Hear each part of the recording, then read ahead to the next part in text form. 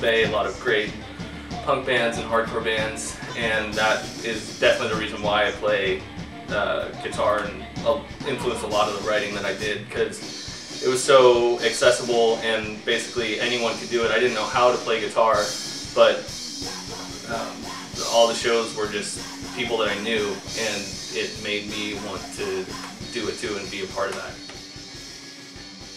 The first band I was in was a ska punk outfit called Howard vs. the Camel, and I played in that band for 4 years when I was in high school.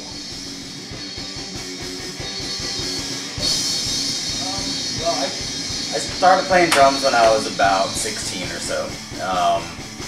Just kind of jammed with everyone over the years, and the actual first band that played shows, real shows, was Black Ice in about 2001.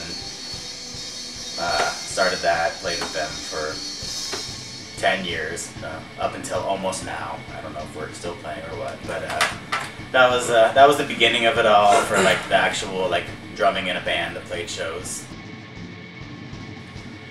I was, let's see, I think I was 14 when I started playing guitar. And I started playing music when I was 3 years old, taking piano lessons, classical types of stuff.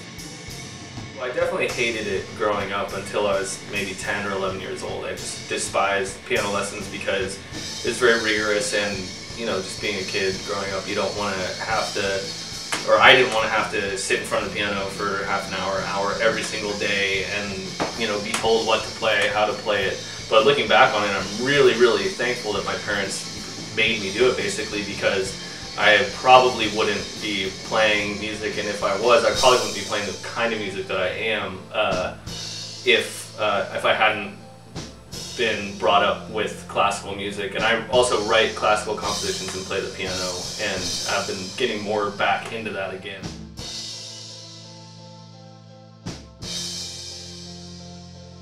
Started off a lot more straightforward, and then, you know, one song came along where it's like, oh, here, I'm going to loop this, and then I'm going to play this keyboard over that, and then I'm going to loop this over that, and then I'm going to start singing, and I was like, that's awesome, I love that. And since then, I think every song has evolved a little more with the whole multi-layers, the looping, heavier, faster, really challenging. It's gotten more technical. I don't Yes. think that we could have played the songs that we're writing now when we first started 3 years ago. So we both definitely pushed each other to become better musicians, Yeah. which I think is kind of, I mean, one of the main points for me at this point to making music is to try and get better and push myself. And if you are playing in a band that forces you to do that, I mean, you can't really ask for that much more.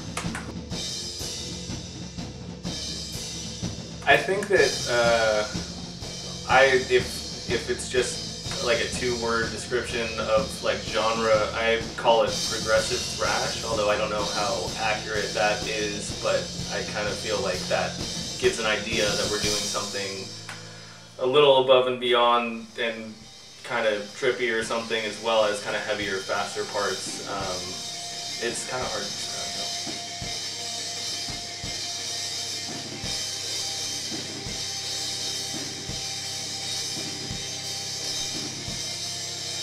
Well, I started filming bands in about 2003, finally got a video camera. Before that, I was just taking snapshots on a generic camera, and finally got a video camera, and since then, I don't think I've gone to a show without my video camera, and filmed most of every band that I've seen since then.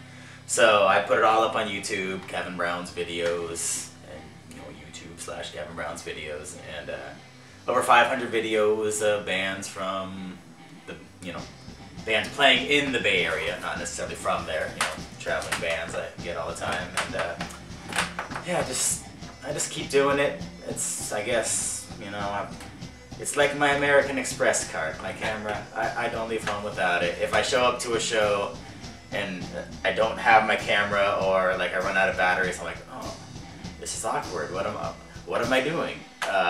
And then I'm forced to dance like a kook, and which is just, it's terrible dancing.